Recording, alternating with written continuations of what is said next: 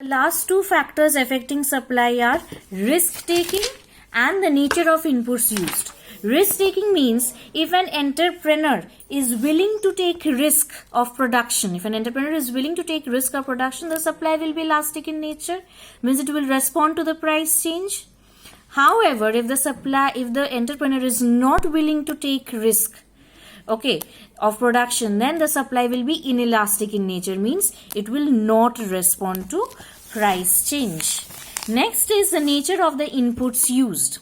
If the production is carried out by such factors which are easily available, if the production is carried out by such factors or inputs which are easily available, then the supply can be easily altered according to the change in price, and thus the elasticity of supply will be highly elastic.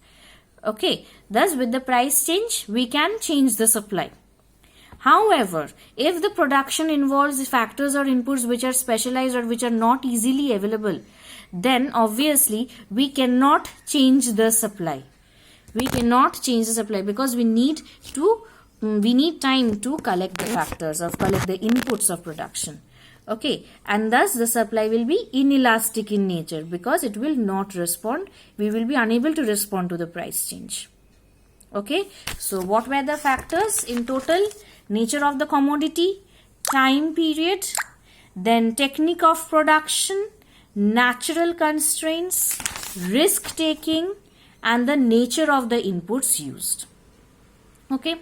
The last part of this chapter is importance of time horizon in the supply. So now what is this time horizon? Like I said in the earlier video that there are three time horizons: very short period, and the long period.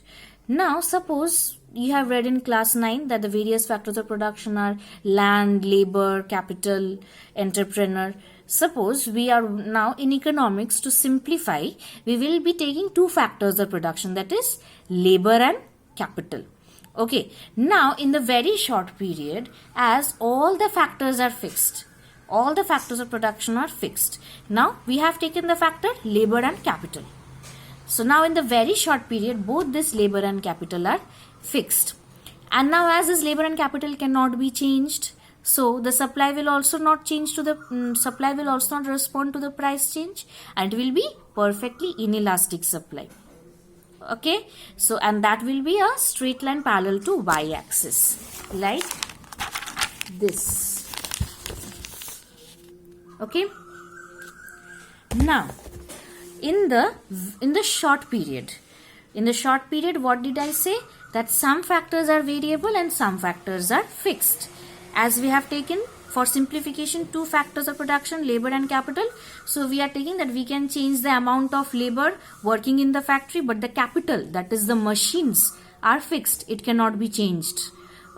So one we have fixed factor, that is capital in the short period, and the another is the labor, which we can change in the short period. That is, one is fixed, one is variable. So in this case we can change the output to a bit, means the output is a bit responsive to the price change. So it will be less elastic in nature, and thus the curve will be this. Now in the long period, both the labor and the capital are variable, means we can change the labor as well as the capital also to a large amount. That is, we can bring new machines and set up to increase our production. So this is possible in the long period. So in this case, the supply is highly elastic. And thus it is responsive to the price change. Because both the factors are variable, we have got no fixed factors, and thus we can change the supply with the change in price, and thus the supply is responsive to the price change, and thus the curve will be like this, upward sloping supply curve.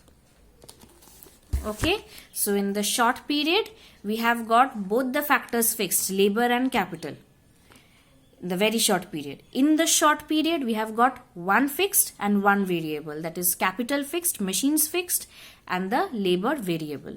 So the supply is a bit less elastic, a bit responsive, smallly responsive to the change in price. In the long period, both the labor and capital are fully variable, means we can change it, and thus we can bring new machines and set up also. We can change the amount of labor working, and thus we can change the supply, and thus supply is responsive to the change in price, and the supply is elastic in nature.